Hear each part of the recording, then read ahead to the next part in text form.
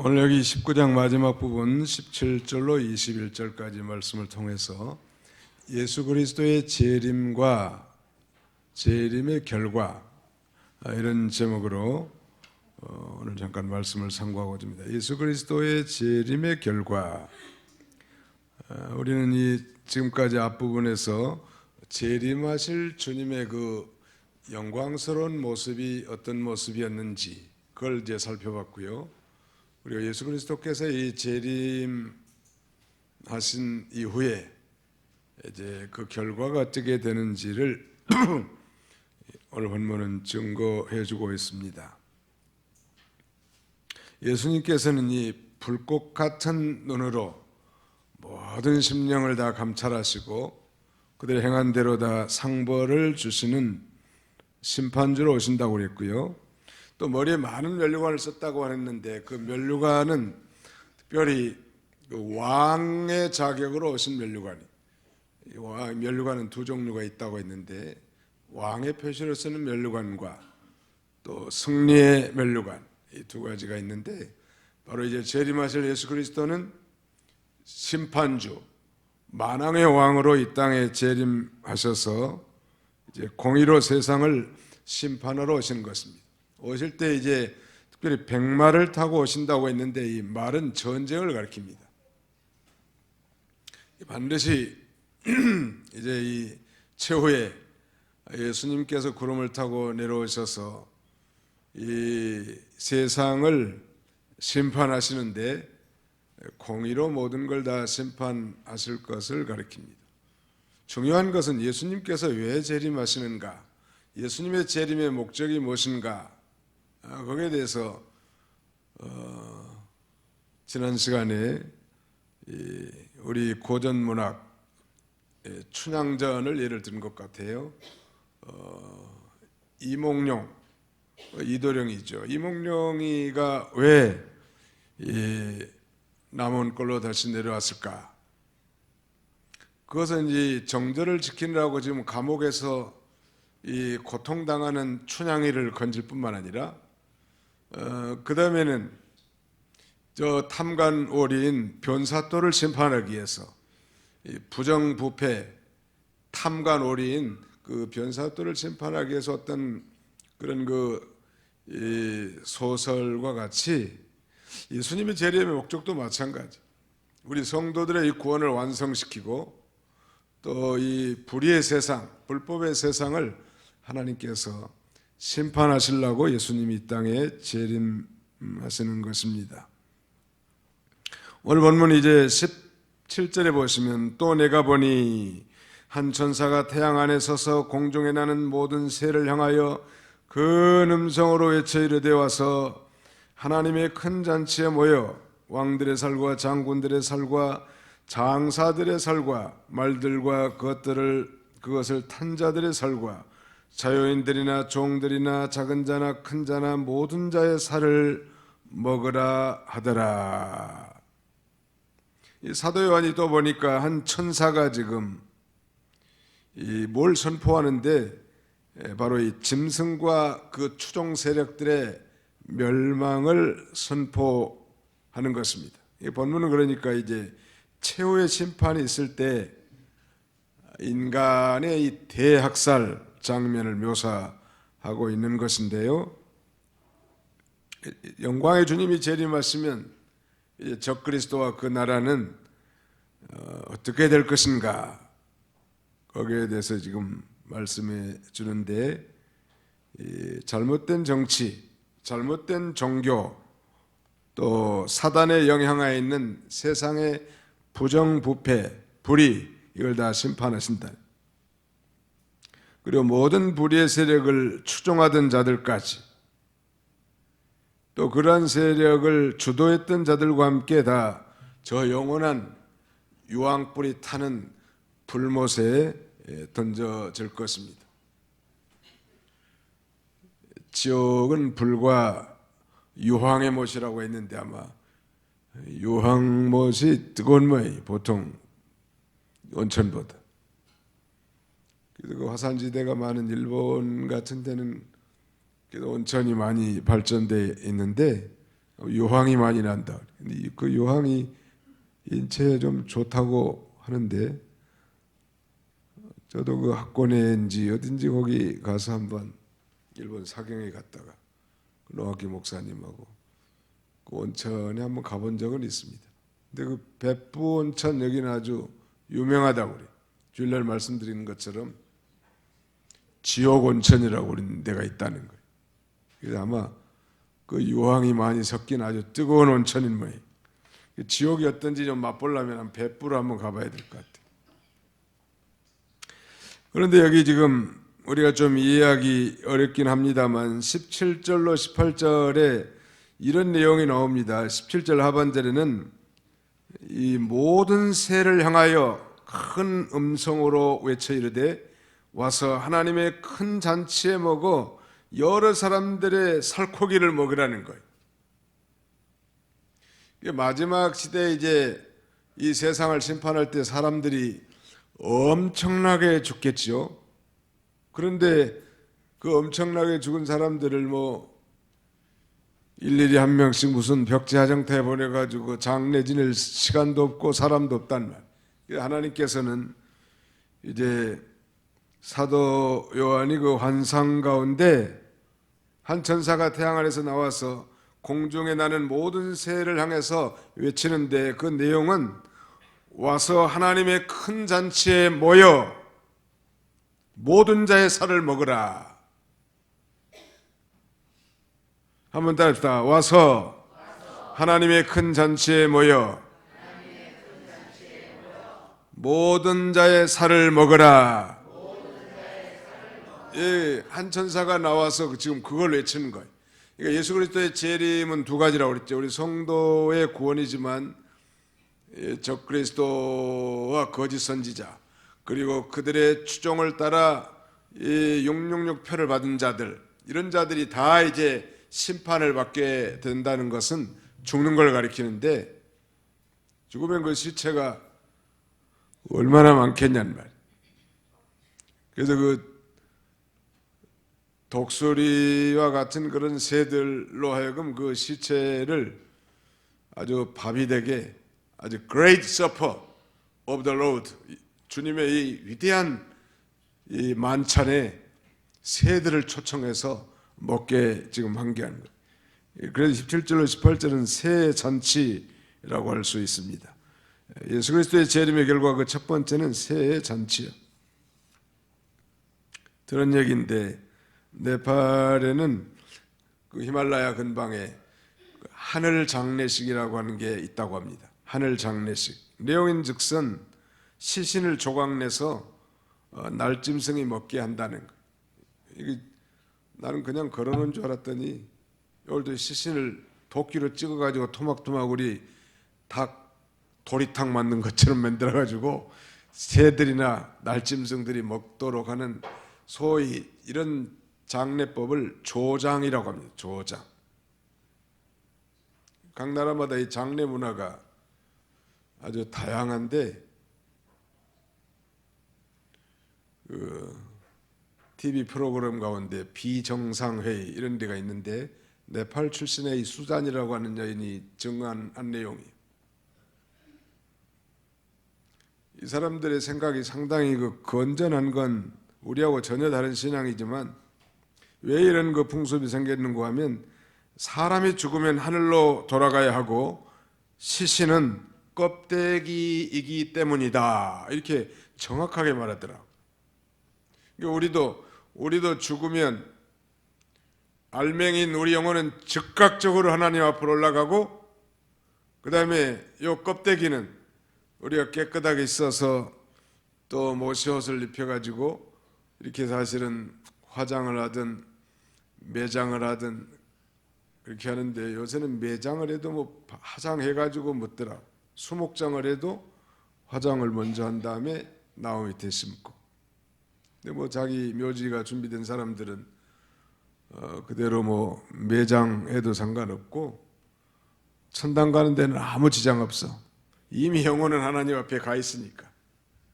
그 육신은 이 나팔 사람들도 사람은 죽으면 하늘로 올라간다, 우리 식으로 영혼이 올라가는 거예요. 그리고 이 시신은 껍데기. 우리도 고린도 후서 5장에 보면 이 바로 육신의 장막이라고 하지 않았습니까? 이 장막. 우리 영혼이 이 장막을 뒤집어 쓰고 있다가 어느 날 갑자기 올라오너라.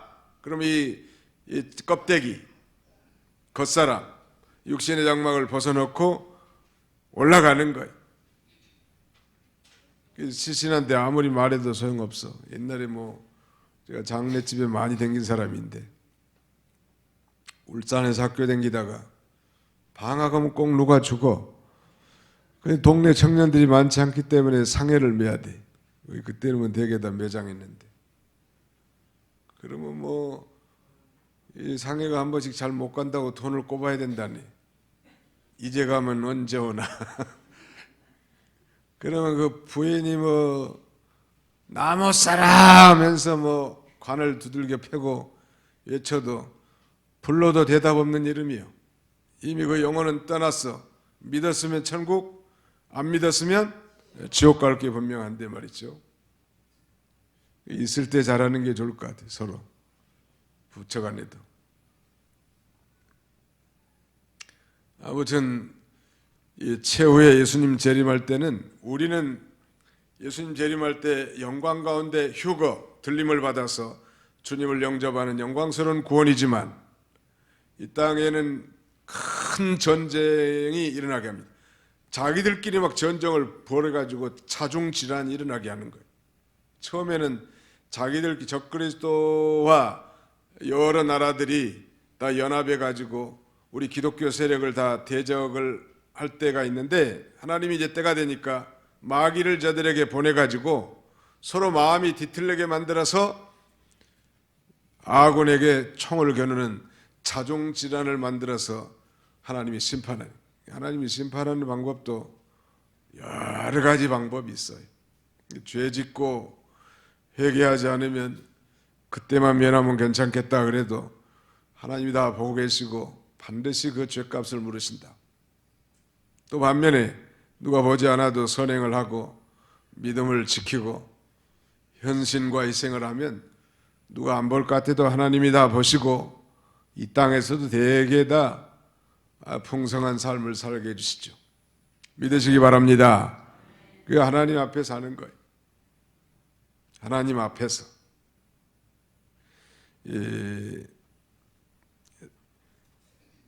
그 유대인들은 사람의 시체가 동물에게 먹히는 것을 저주로 생각했습니다.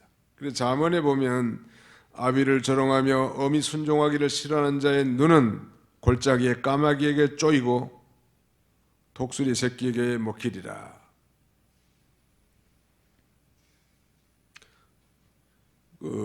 멜 깁슨의 영화 The Passion of the Christ라고 하는 십자가의 순환에 멜 깁슨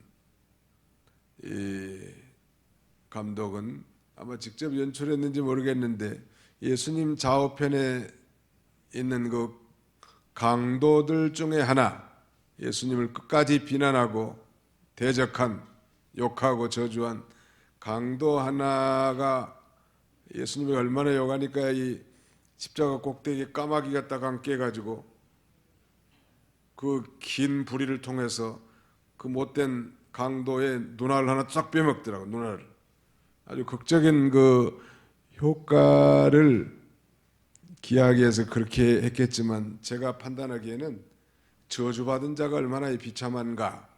즉 유대인들은 말하자면 이 새나 동물에게 사람의 시체가 먹히는 걸 아주 저주로 생각을 했어요. 그래서 가령 이 아방의 부인 시돈 나라의 여자 이 이세벨도 그 시체를 개들이 먹잖아요. 그렇게 예언했는데 또 사무엘하 21장 10절에 보면 죽은 아들의 시체가 새가 범하지 못하도록 새를 날립니다. 중요한 건 바로 예수님이 재림의 그 결과에 대해서 우리가 지금 살펴보고 있는데, 그러므로 우리가 이제 이 지상에 있는 모든 사람들에게는 예수 그리스도가 구세주이신가 아니면은 심판주이신가? 둘 중에 하나가 되는 거예요. 예수님이 재림하시면. 예수를 진실로 구주로 믿고 그의 피로 죄 용서받은 속죄의 신앙을 갖고 있는 사람은 예수님이 구세주로 영접하게 될 것이고 심판은 없지요. 그러나 예수를 거절하고 믿지 않았다면 예수님 재림하실 예수님은 그들에게 심판주로 나타날 것입니다. 예수 그리스도를 진실로 믿고 거듭난 신자인가? 아니면 종교 생활했든지 믿지 않았든지에 따라서 구원자이신가 심판주이신가가 이렇게 나눠진단 말이에요.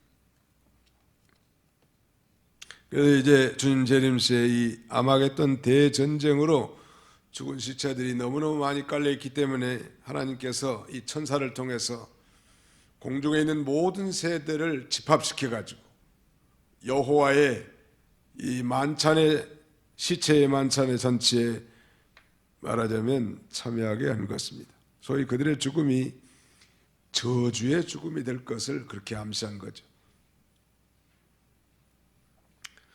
왜 그들의 죽음이 저주의 죽음일까? 특별히 적그리스도와 거짓 선지자. 적그리스도는 정치적으로 우리 믿는 자들, 기독교를 대적한 세력이라고 한다면, 거짓 선지자는 종교적으로 우리를 대적하고 그 다음에는 멸하려고 하는 그런 세력들이죠.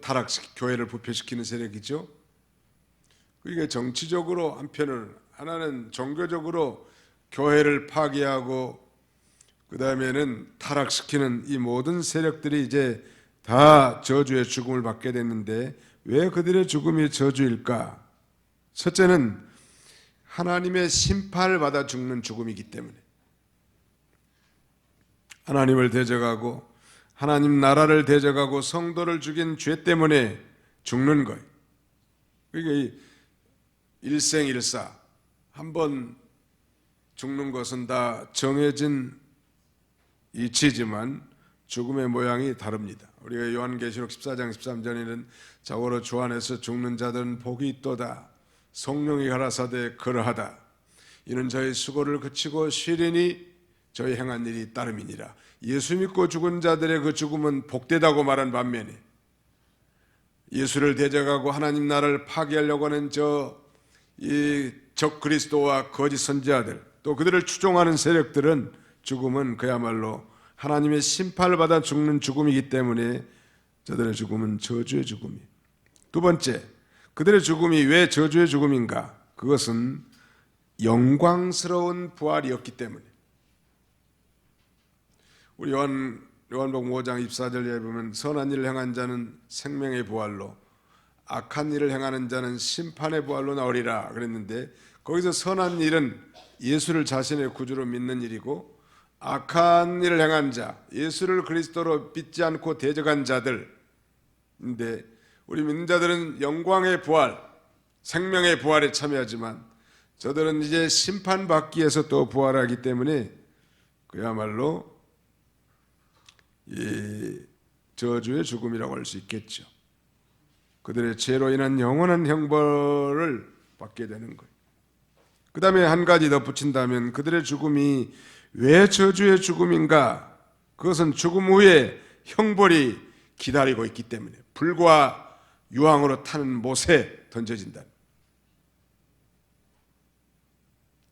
주일날 우리가 받은 말씀대로 천국이나 지옥은 다 상상의 나라가 아니고 상상의 산물이 아니라 하나님이 믿는 자와 믿지 않는 자를 위해서 예비한 장소들인데, 지옥은 예수 그리스도를 믿지 않는 죄값의 그 형벌을 영영토록 받는 거예요. 여러분, 형벌을 받아도 뭐 몇 년 이렇게 기한이 정해졌다면 참고 소망 가지고 나오겠는데, 영원히 꺼지지 않는 불 속에서 고통당하는 걸 한번 생각해 보세요.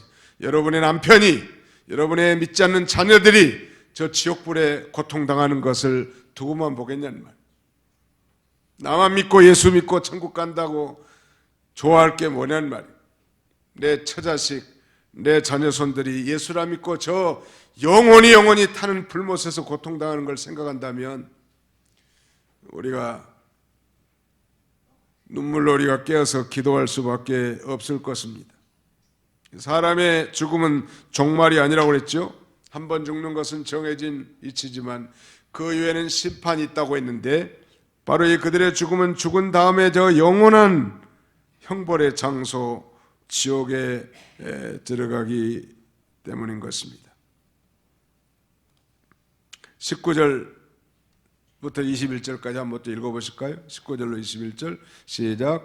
또 내가 보매 그 짐승과 땅의 임금들과 그들의 군대들이 모여 그 말탄 자와 그의 군대와 더불어 전쟁을 일으키다가 짐승이 잡히고 그 앞에서 표적을 행하던 거짓 선지자도 함께 잡혔으니 이는 짐승의 표를 받고 그의 우상에게 경배하던 자들을 표적으로 미혹하던 자라.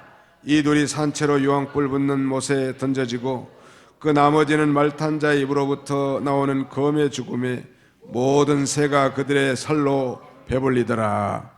새만 존질시켜놨다. 새가 아주 풍성하게.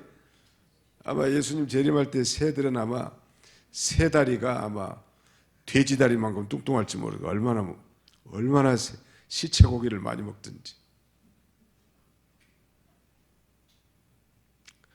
뭐 실제적으로 새가 와서 그렇게 먹을 수도 있고 저주의 죽음을 당하게 될 거라는, 재림하신 예수 그리스도와 이제 사단의 세력 사이의 최후의 전쟁, 아마겟돈 전쟁에 대한 설명인데, 그리스도는 이 세상에 대한 절대적 권세로 이제 짐승과, 즉 적그리스도와 거짓 선지자와 땅의 왕들을 심판해서 영원한 형벌의 장소인 유황불에 다 던져 넣을 것을 말씀하고 있습니다.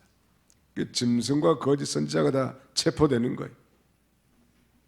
말씀드린 대로 짐승은 거짓 적그리스도인데, 적그리스도, 정치적인 적그리스도라고 한다면, 거짓 선지자는 종교적인 적그리스도예요. 이들은 이 세상 권력으로 적그리스도, 정치적인 적그리스도는 세상 권력으로 교회를 핍박하는 거예요. 어제 시진핑 중국의 주석이 적그리스도 역할을 톡톡하게 하고 있습니다.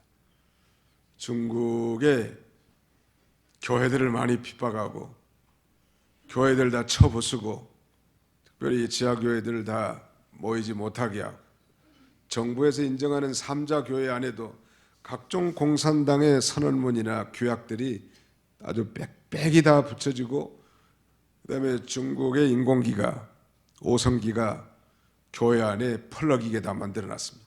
교회도 다 지배하겠다는, 그리고 공산당의 지침을 받으라는, 그러다가 이제 망하는 거예요. 정치적 어떤 외압으로 이렇게 교회를 핍박하는 적그리스도, 또 거짓 선지자는 교회를 내적으로 부패하고 변질시키죠. 진리를 왜곡 변질시켜서 가르치니까.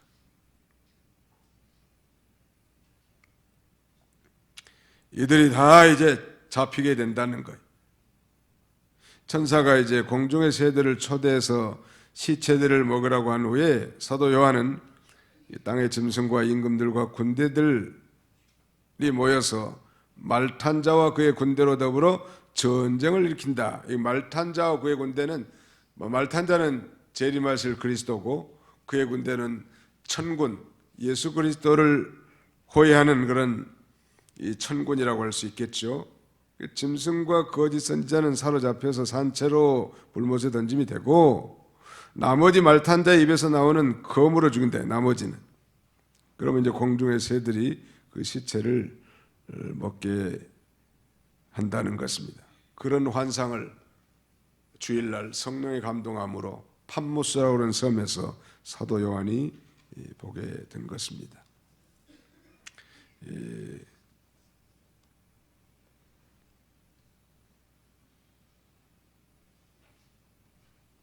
우리 성경을 한 군데 한번 읽어볼까요? 요한복음 12장 48절.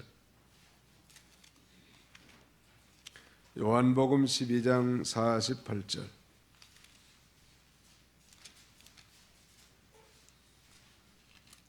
요한복음 12장 48절 같이 한번 읽어봅시다. 시작.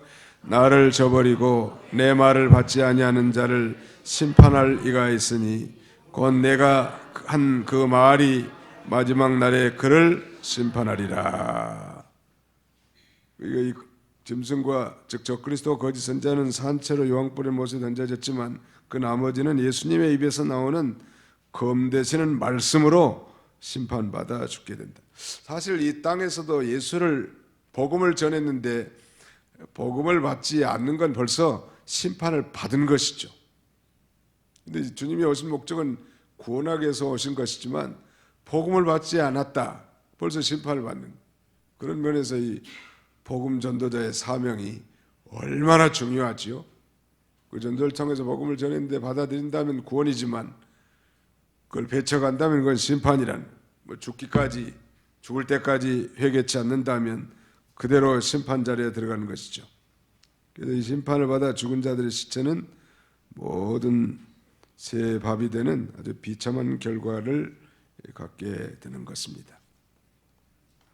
오늘 저는 한 가지 예화를 들고 마치려고 합니다.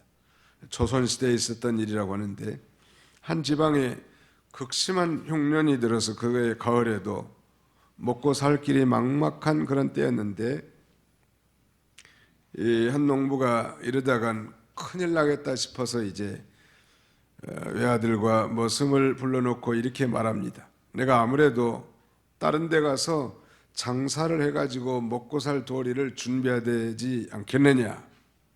내가 내년 단풍이 떨어지기 전까지는 꼭 돌아오도록 노력하겠다. 그렇게 하면서 이제 자기 아들보다 나이 많은 그 머슴에게 집안일을 잘 부탁하고 집을 떠납니다.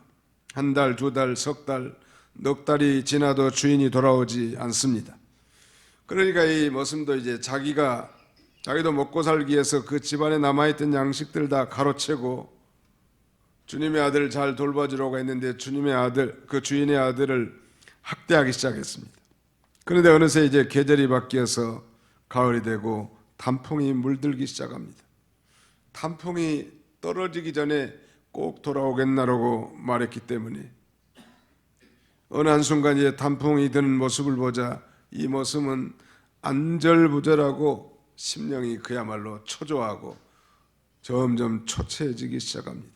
왜냐하면 주인이 돌아올 생각을 하니 기가 막히다. 주인이 이제 가정을 잘 부탁하고 왔는데 곡식은 다 자기가 빼앗아 먹고 주인의 아들은 다 학대하고. 그런데 놀라운 아이러니는 그 머슴에게 학대받던 그 집 아들은 똑같은 현상을 보면서도, 즉 단풍이 물들고 떨어질 때가 되는 그 현상을 보면서도 마냥 희망에 부풀어서 아빠 빨리 돌아와요라고 소리 높여 외칩니다. 이 작은 짤막한 예화를 통해서 예수 그리스도의 재림이 임박할수록 여러 가지 표징들이 나타나잖아요. 사람들이 돈을 사랑하고 쾌락을 사랑하기를 하나님보다 더 사랑하고, 그 다음에 온통함을 풀지 않고 감사치 않고 아비를 대적하고, 이런 현상들이 옛날만보다 훨씬 더 진해진 것은 단풍이 물들기 시작하는 거예요. 단풍이 물들면 누가 돌아와요? 단풍이 물들면 누가 돌아와요? 아버지가 돌아온다.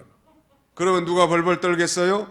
그 가정을 돌보지 않고 곡식 다 헤쳐먹은 그 모습이 공포심이 들겠지만, 학대받은 그 아들은 야 정말이지 우리 아버지가 돌아올 때가 다 됐구나. 이제 우리 아버지만 돌아오면 너 죽어. 또 먹을 것도 많이 준비해 올 거야. 우리 아버지가 돌아오면 나는 살아. 너는 죽어. 예수님이 재림이 이와 같아. 그야말로 추색이 짙은 가을처럼 여러 가지 현상으로 봐서 과거와 비교해서 예수님의 재림이 점점 가까울수록 우리는 더 기뻐해야 되겠어요? 더 슬퍼해야 되겠어요? 더 기뻐해야 되는. 재림이 가까우니까. 아이고 예수님 좀 늦게 오세요. 너무 살기가 좋아요.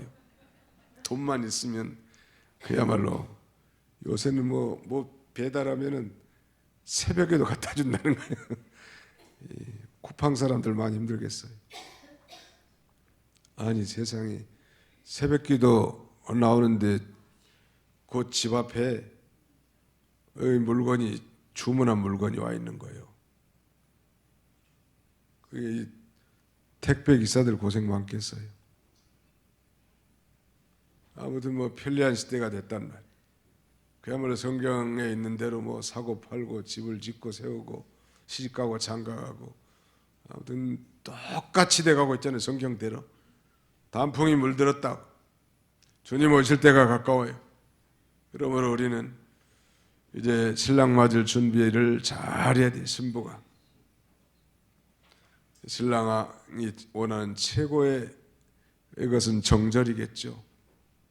우리 신앙을 잘 지켜서 이 기름 준비 잘하고 신랑을 맞이한 다음에 정말 기쁨으로 맞이할 수 있을 것 같아요. 여러 가지 우리가 준비를 이 땅에서 잘해 나가는 거예요. 오늘 우리는 이 19장을 통해서 장차 그리스도께서 이 백마탄자로 이 땅에 오시는데 불꽃 같은 눈으로 또 심판의 왕으로 공의로 이 세상을 심판할 주님으로 오신다고 했고, 주님이 오시면 이 적그리스도, 즉 짐승이라고 표현된 적그리스도와 거짓 선지자, 그를 추종하는 모든 세력들을 하나님께서 다 심판하실 때 적그리스도와 거짓 선지자는 직접 체포해가지고 불구덩이에 던져버리고, 나머지는 예수님의 입에서 나오는 말씀으로 저들 다 심판해서 저 영원한 지옥에 다 떨어지게 될 거고, 그 껍데기 시체는 천사를 통해서 집합시켜가지고 새들의 향연을 베푸는 거예요.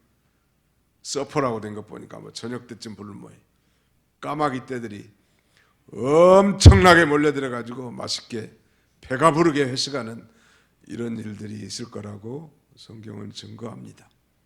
우리 성도들에게는 춘향이같이 정절 잘 지키고 이도령만 바라보고 사는 사람에게는 아맹어사로 위장된 이도령 아맹어사 출두여 할 때 정말 영광의 기쁨 소리가 되겠지만, 변사또와 그 탐관오리들 부정부패를 저지른 이들이야말로 사시나무 떨듯 벌벌 떨지 않을까요? 그래서 이제 우리 마지막 장에 보면 사도 요한은 아멘 주 예수여 오시옵소서, 어서 오시옵소서, 자신감 있게 예수님의 재림을 앙모하고 간구하는 그런 저와 여러분들 다 되시기를 주님의 이름으로 축원합니다. 살아계신 우리 아버지 하나님께서 이 저녁에도 저희를 불러주시고 예수님이 반드시 재림하실 거라는 그 모든 징조들이 여러 사회나 국가나 세계의 모든 환경을 볼 때 정말 단풍이 무르익은 것처럼 단풍이 떨어지기 전에 약속한 그 아버지와 같이 우리 주님도 올 줄 믿고 그 시간과 때는 하나님께 속에 있사오니 우리가 슬기로운 다섯 처녀와 같이 기름 준비를 잘하고 형제를 사랑하며 교회를 사랑하며 믿는 일을 잘 감당할 수 있는 저희가 되게 해주시고, 그 영광의 주님을 아멘 주 예수여 어서 오시옵소서 하고 사모함으로 맞아들이는 우리 모든 성도들 다 되게 하여 주옵소서. 우리 아버지 하나님, 우리에게 이 총동원 전도지를 정해서 이렇게 실천하게 하시고 기도하게 하시고 사랑으로 인도하게 하셔서 아버지 한 시간이라도 복음을 듣고 저 천국으로 인도하는 이 귀중한 사명을 우리에게 주셨사오니 우리의 모든 자녀손들 온 가족을 동원시키고 우리의 이웃을 동원시키고 알려서 단 한 시간이라도 이 천국 복음을 들을 수 있도록 우리 하나님 축복해 주시고 모든 준비하는 일에 부족함 없게 해주시고 기쁨과 즐거움으로 이 새생명 전도 축제에 참여하는 저희 모두가 다 되게 하여 주옵소서. 예수님의 이름으로 기도하옵나이다. 아멘.